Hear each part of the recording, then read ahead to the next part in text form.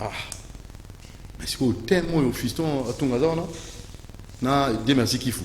Tellement il y a un kakayo il pour la corona, kakayo le bi confirmé l'église de la terre. Oui, c'est kakayo. Nanze mon sousou. Oui, sur la terre mon sousou. Dieu au pouvoir, Satan dans la démocratie. Ça c'est grave. Quel thème? Maintenant, on a tu rappelles son numéro 089 61 52 634. Avec au Benga, continue à SMS pour un téléphone ouvert pour toutes les questions. Alors, revenons à vous. Thème Makassi. Est-ce que tu reçois thème moi? Non, ni de connaissance qui fou. Thème moi. Dieu au pouvoir, Satan dans la démocratie. Il a dit déjà en 2019, il ne passera jamais. Tanga date bien. 2019, On a 9e édition. Dans la révélation, on a évité. On comprendre pourquoi tu commis dans un boulot. Tanga date bien pour notre cette révélation, c'est que l'imotion il y a peuple nyonso bazolandanga. On comprend pourquoi tu commis dans un bon ayembi. Pourquoi na telemi na temps où on a déjà côté les manamsala au moins ni awa première fois on a un masque donc couronne zali respect na maloba ya mokonza mboka respect na mibeko mboka ça va ce qu'on a kolongo na pe masque nanga pour battre ba mona ke makamna zoloba na zande o ya lote ya on a che masque nanga na longoli yango siko toloba makama nzambe. Papa Doudou bitumbate Musala Nzambe alukaka bitumbate Musala Nzambe akabolaka batute Musala Nzambe azaka na parti prité Musala oyo nazo sala pour le moment eza mission za mapesinga soki na sali yango boyete za makopilenga parce que nazana kimiate na Nzambe oyo alobelinga tangu mulai. Je peux d'abord merci Papa Doudou pour m'avoir ici encore pour la deuxième fois na émission na yo munene. Merci na bande na ba cameraman nyonso o bazo aider biso. Merci na bana vision de Dieu na ko boso na bangote. Merci na bande bazo landa biso na Brazzaville pe na Kinshasa pe. Merci na bana vision de Dieu nyonso oyo bazana na mikila poto na bambuka nyonso. Mais il a expliqué pour Papa Doudou. Au moins ni affiche au bauti chawana. C'était déjà la 59e anniversaire de l'indépendance. Ok, 59e anniversaire de l'indépendance. Pas tout battant en bien. C'est quoi ta date dans la salle manifestation Isaac le 30 du 28 au 30 juin 2019. Et puis ça faut passer dans la salle quand thème moko ezoloba 2000 ne passera jamais. Tout ça qui na 2019 ne passera jamais. Et puis na bandi demo depuis 2011. Pour un thème où il y a 2000 ne passera jamais. J'ai fait 2011 ne passera jamais, 2012 ne passera jamais, jusqu'à 2019 ne passera jamais.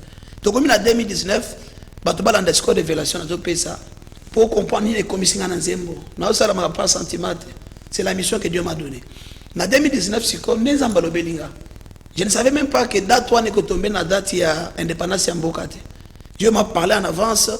Après Singa thème Dieu au pouvoir et Satan dans la démocratie. Dieu au pouvoir, ça va la démocratie. Na ebisi ba na église, babi papa ko megate. Oyo au côté politique. Na ebisi ba na kati na église bazoloba papa eloko oyo ozobanda oyo bakokanga yo.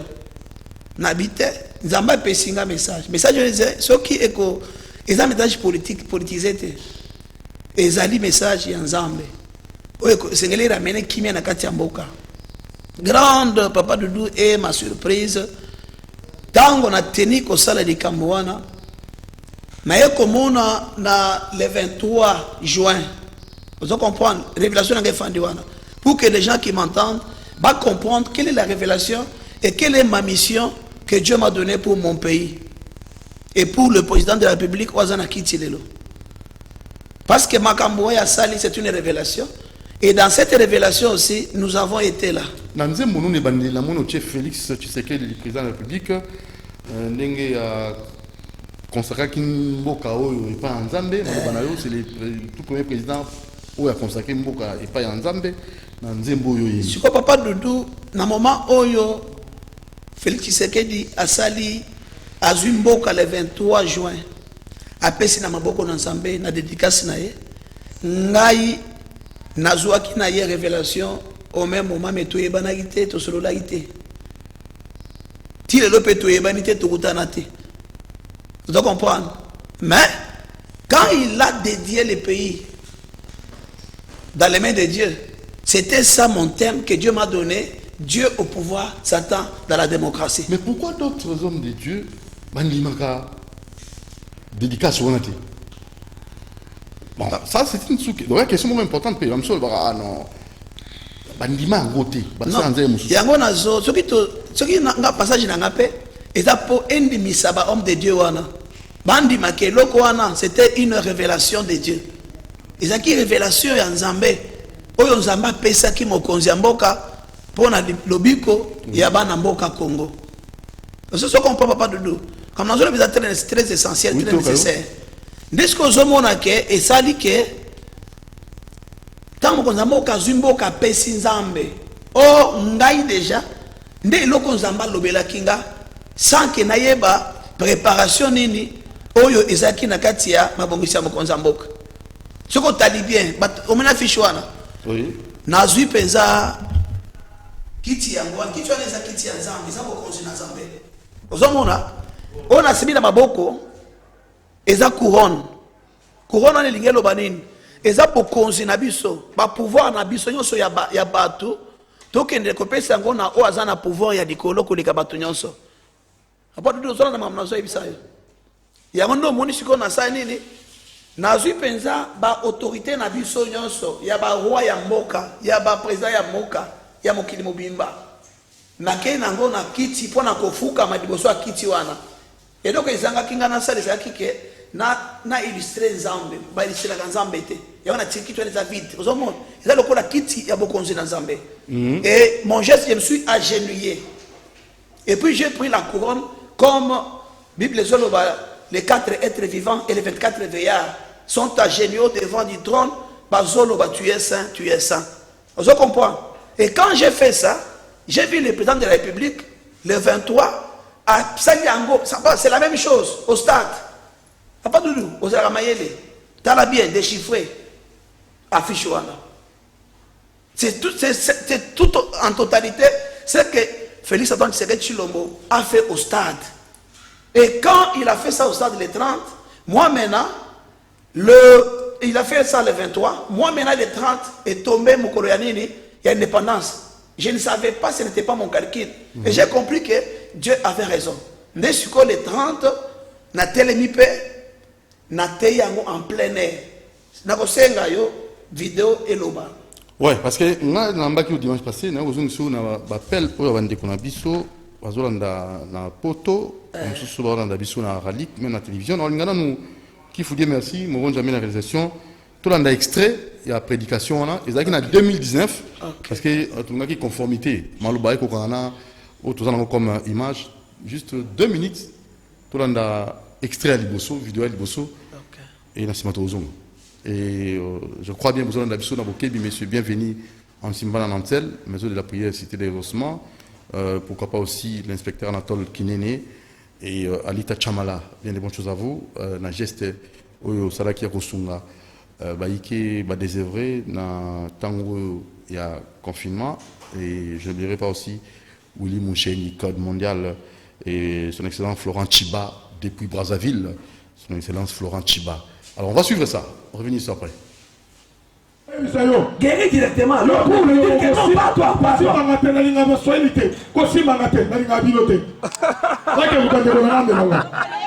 Amen, amen, amen, amen.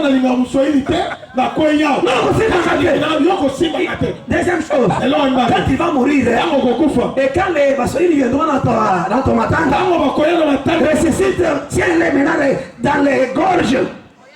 Comme ça, cela aidera les personnes de ne pas venir dans le deuil de Balouba ou bien dans le deuil de Batoa.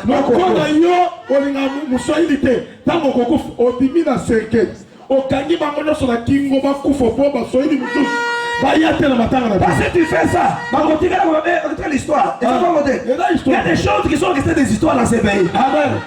Non, bien aimé, quelqu'un nous aide. Nous devons nous aimer, Papa Nico. C'est pourquoi l'église, un pasteur ne peut pas être quelqu'un qui a une tendance. Pasteur, hein?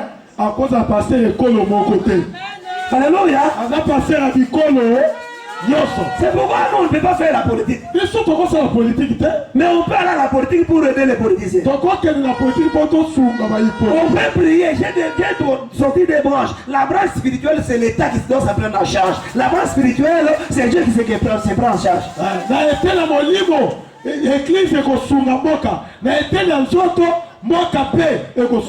Non, aujourd'hui, est le jour où il ne peut pas y avoir de soulèvement. Ce n'est que le jour de prière. Afin qu'ensemble, nous puissions pleurer. Réfléchir pendant les 59 ans de l'indépendance, qu'est-ce qui est devenu notre pays.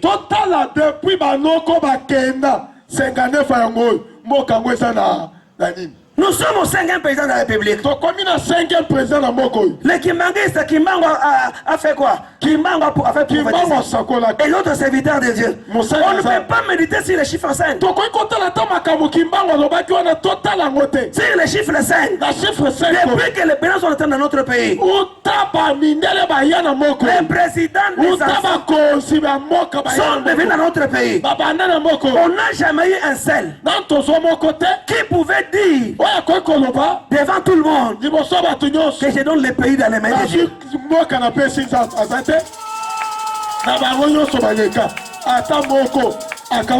aujourd'hui nous avons celui qui est ici là. C'est qui tue les Congolais aujourd'hui? Des sorciers sont entrés dans la démocratie. Un message, et puis ça m'a dit déjà dans Nzembo parce qu'il y a tout ça la corrélation. Et dans Nzembo, pour nous sensibiliser pour le coronavirus, au bandit dans Maloba Oyo. Mokozamboka après ça qui a consacré Congo na Maboko Nzambe. Alors 5e président. Alors on a évité aux autres dans cas que osa la politique mais oye pour sunga ba politicien. Ko sunga politicien ngo na lulingi kan. Nazolo ba po nazo monopoliser te. Na lobi boye biso basali na Nzambe. C'est non ce que j'ai parlé là-bas. Oui, beaucoup ça la politique. L'inspiration de Dieu. Oui. Donc ça la politique te. Mais il faut qu'il y ait une politique pour tout sungande ba politicien. Papa, politicien il y a la course au pouvoir. Il y a le pouvoir. Yo oye na bonzambe. Ote abango lolingi kani. Parce que conquête souvent on a besoin la muka ils ont besoin plus de pouvoir. Lobi kuna cash bon cash baza déjà. Comment et ça course au pouvoir. Pas de nous les pas c'est pas. Maté yango za lolingi kani. Kande na zote ya boye. Bayoki. Papa Doudou, d'abord, tu connais la production na biso, ba se pela koko ka pasteur. Vous comprenez hein? Parce que biso nyonso na bango toza na posé à vie éternelle. Biloko mokili papa Doudou ko tikala. Nazolo ba teme za Dieu au pouvoir. Nzambende akeli makambo nyonso ozomona. Talande nzambasade. Mokili za ya nzambe. Nakata mokili wana toza na ba continent eza 5. Mais continent monde za ya nzambe. Na ba 5 continents ici biso pe toza moko continent d'Afrique. Nzambe wana kaka kolo mabele nde andimi eza la bongo. Biso siko na kati ya Afrique a toza na ba pays pe ebele na kati ya Afrique.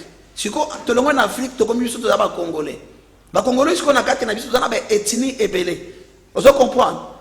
Et puis tangu na ba ethnie na biso naza na posa na bisa ba konzi et puis bana na Nzambe que Nzambe gâteau ya Nzambe ezokende na ekolo nyonso. Vous comprenez? Soki ataba élection tout ça na kati mboka oyo, mais suka celui qui est au pouvoir nde a décidé ka moto afanda na kati bokonzi. Ekoka bola bisote.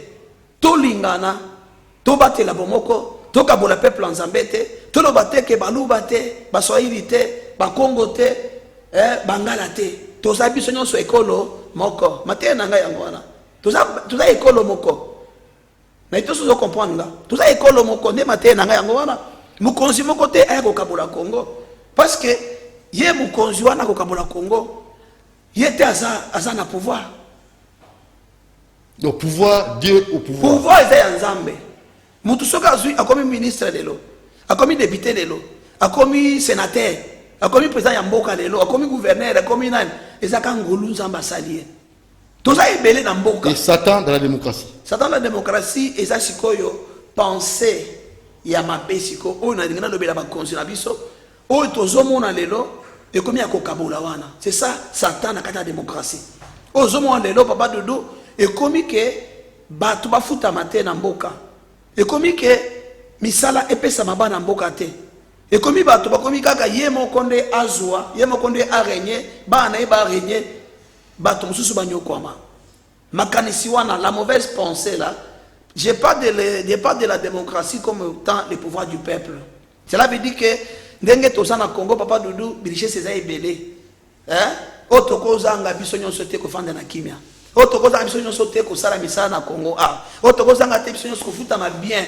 Na lobi makambebele na ba vidéo na ngana bana na lo bebele te mes vidéos eloba. Alors ça c'est mieux en fait, on va faire comment? On va suivre encore une autre vidéo.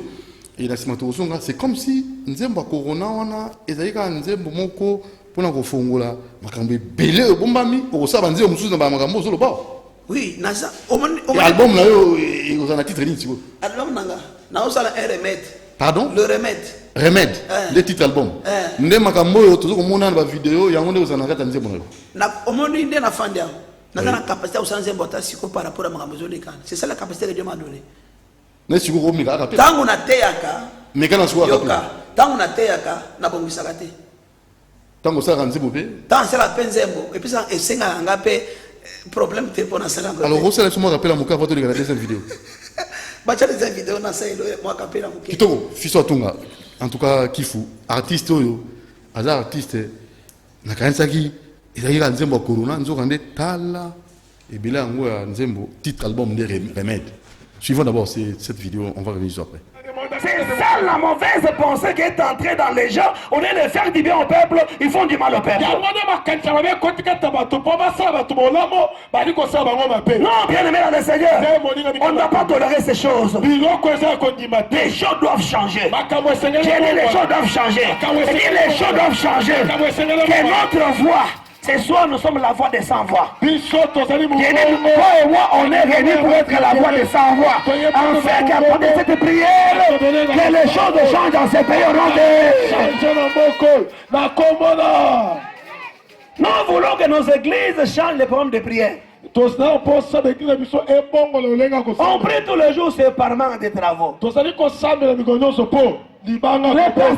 sont à la télé en train de se critiquer. Ils sont en train de demander le Seigneur de faire la course des bandits. Pourquoi? Parce qu'ils sont en train de demander le Seigneur de se précipiter la dîme. Attends l'église.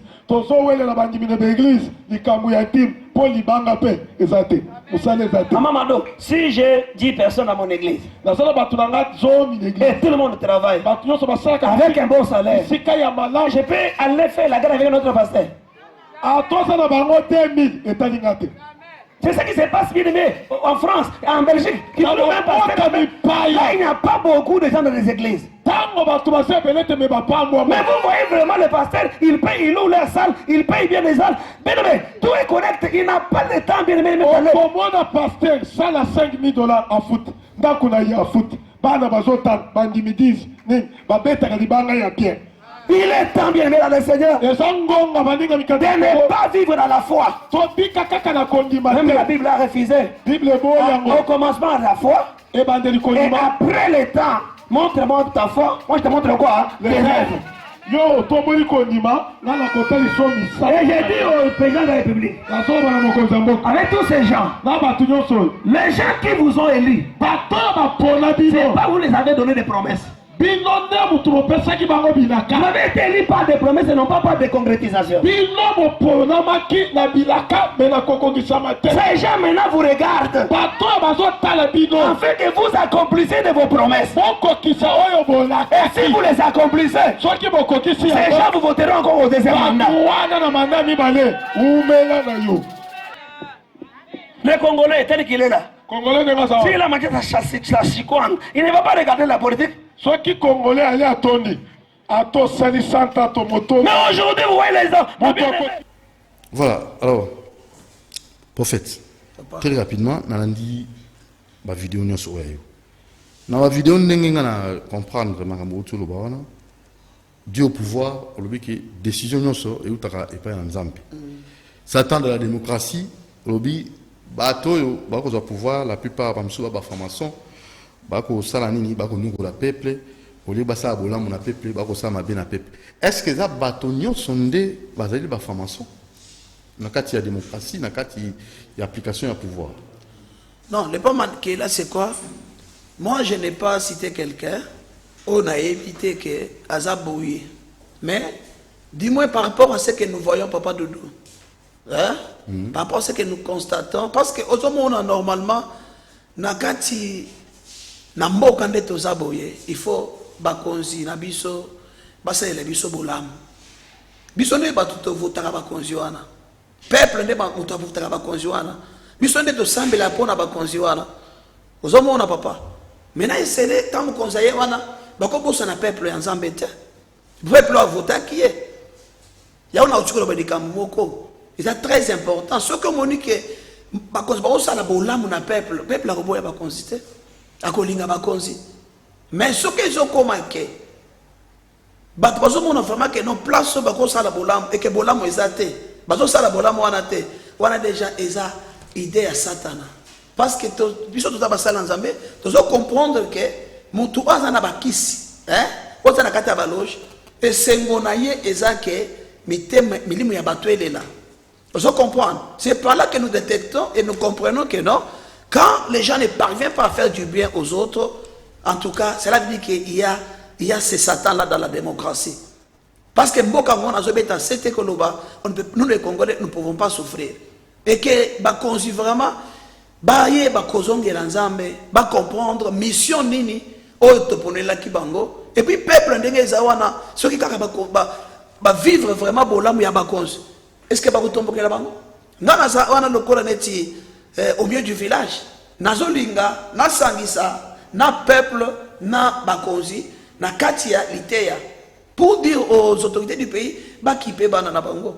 Tandis que ba maladie na katia mboka. Peuple peut à comprendre peu bakonzi. Que na moment où dollar et cause de emeki komata, moment où biloko cause de emeki komata, ba sa chané pe na bakonzi te. Parce que la situation est difficile, dans moment il y a maladie, tout est bloqué dans la frontière. On a peuple, est-ce qu'il faut pas comprendre pas cause. Mais pas comprendre quand même peuple, ok non. Ils peuvent aussi avoir d'autres choses. Il y a qu'à comprendre que, hein, je parle de la prise de responsabilité. Hein? Il faut pas qu'on se pose responsabilité un peuple na bango. Je crois que ça la malade ma casse. Ndeko ko melinga numéro de téléphone na yo. Bana ko ça numéro de téléphone na yo. Numéro de téléphone est 069 65 9. Bandela 069 65 9. 096 fois 65 9. Donc 0999999 659. Alors, à capella, nous allons rapidement, tout le monde. Vous avez parlé comme si vous avez tout dit. Oh, vous n'avez rien dit. Vous comprenez? Vous avez parlé comme si vous avez tout dit. Oh, vous n'avez rien dit de ce qu'il fallait dire. Vous avez parlé comme si vous avez tout dit. Oh, vous n'avez rien dit de ce qu'il fallait dire. Je crois qu'appeler Angoana au comprendre Ango. Alors maintenant, comment est-ce que vous allez procéder? Parce que toujours qu'il y a 59e anniversaire aux Alakina Matea, au Megaïko Tea Bato. Mais c'est quand même qu'il y a 60e anniversaire. Il y a RDC, déjà le 30 juin Awa. Il y a en tant que prophète, en tant qu'artiste aussi. Ni Oyo Koloba, ni Ozaliko Mona, et déjà pour te recommander déjà la Kalaming Guitar. Avril, mai, juin. Émission no kutu esuninga sous makas parce que toujours qu'on a makambu ya ba corona oyo ndenge zo sala ba to ba kusanga na 20 parce que manifestation nanga c'est en plein air et DP na zo senga lisusu naza na mateya ya côté ya ndenge na utikoloba côté ya peuple côté ya mission na ngai eza ke toloba quand même vérité sans parti pris sans kokangama na côté ni ya motu ni côté ya nani te mais kosalela ndemboka dire quand même des prédications oyo ekokozala même si mon constat lobi non il est correct gouverneur atali lobi te pasteur aza correct hein quand ya ba opposant batali lobi quelqu'un aza correct et to somba matin neti na kamo côté ça notre problème mais dis-moi aider tout le monde et je peux aussi demander s'il y a possibilité je ne sais pas ce que sera le 30 juin n'a pas confinement mais je peux je suis une proposition rapide pour toi qui est sous déjà. Je suis prêt à donner un message à la nation. Mais awate, vous avez le 30 juin. Awate le 30 juin, je suis prêt à donner une prédication équilibrée, bien équilibrée par rapport à tout ce qui s'est passé aussi dans la corona, dans la makambo, et je crois que je suis prêt à le faire aussi, il n'y a pas de problème. Alors le programme de votre église pour clore, programme église Nayo, déjà, église des Aliwapi, tout ça. Notre église est sur l'avenue Bambala, au numéro 17, à Bandal, référence Thérèse Cassia. Et pour le moment, on n'a pas de programme, je peux le dire. C'est moi-même qui est en train de passer. Ils sont en train de passer les vidéos en direct. Ce que je peux dire, ils sont en train de passer les vidéos en direct. Chaque mardi, mercredi et jeudi, de 17h à 19h30 et à 19h juste. Et aussi, je suis en train de passer des vidéos en direct chaque 12h du lundi au samedi, de 12h à 13h. C'est ça les programmes. Et les programmes seront encore bien définis. Dans le moment où l'église est confondue, je crois que c'est un peu ça. Alors c'est important, tous ceux qui sont dans le numéro de téléphone, nous avons des salutations pour tout clore le débat. Numéro de téléphone, nous avons quelques salutations pour nous. Ok, David dit dans Psaume 122, verset 1, je suis dans la joie quand on me dit d'aller dans la maison du Seigneur. C'est ça notre souhait, notre volonté. D'abord, je voulais que tout le peuple qui m'entende en ce moment, tout semble la pona bakonzamboka, ndenge Timothée azoloba, qui priait pour les hommes élevés en dignité. Ce sont eux qui ont la décision, afin que Nzambe a lobela bango et puis bango pe ba mais quand même botala soumalam.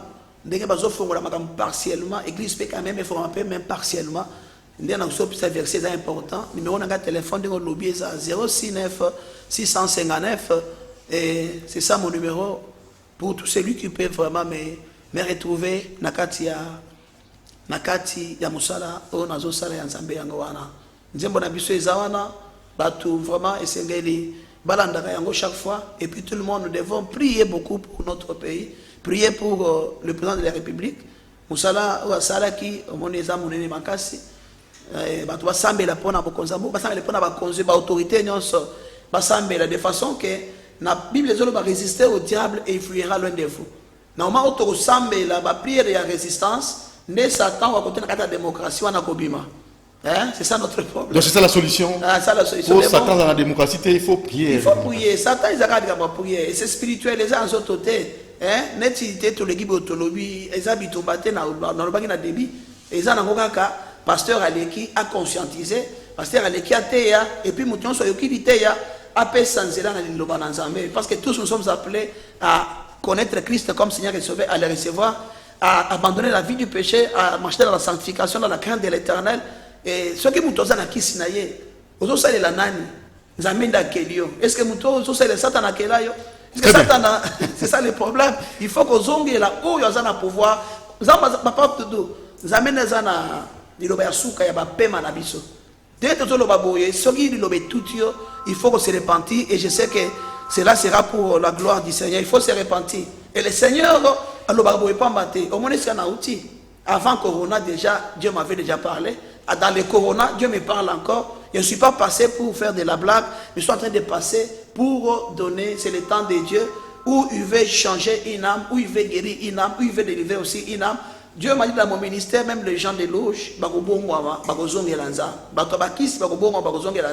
et le message est lancé, un retour à l'Éternel, et Congolais, mettons Dieu dans les événements. Je crois que c'est ça, un message le plus capital. Corona, ils ont dit, et les Kimouya dans Zambete, Bolongo la Kobanga, Bolongo la Kolenga, Et le Seigneur va nous aider. Oh, voilà. Ça c'est all right. Merci beaucoup. Nous sommes on a évité. Merci beaucoup, prophète Papi Israël. Et nous avons dit que tu dans la sous-émission. Donc, numéro de téléphone lobby 069 659. 659. Bobenga un message. À lobby, Dieu au pouvoir s'attendre à la démocratie. Pour s'attendre à la démocratie, il faut prier à la makasi. Bobenga na 0999999 659. Allez, Doudou Monti vous dit merci, merci prophète, à la prochaine occasion. Merci beaucoup papa Doudou. Merci à tout le monde, je dis merci. Merci aussi à toutes les autorités de la CCTV et partout. Mais ça m'a c'est au banc prison, bolo. Est-ce que dans mon prison est ça? Alors yo t'es non normal hein. Yo moni mutatindi ka kendo loba. Té, mutatindi. Batinda ka mutuzamba tindi mutio ke kokanga ye. Ciao, merci Fiston Atunga, merci Moron Djambé, merci Demasi Kifou, Jacques Wandenga Boazou et Junior Kassanda. Rediffusion mardi à 0h30 et bon anniversaire à Jarine Singhi. Je vous aime beaucoup. Ciao.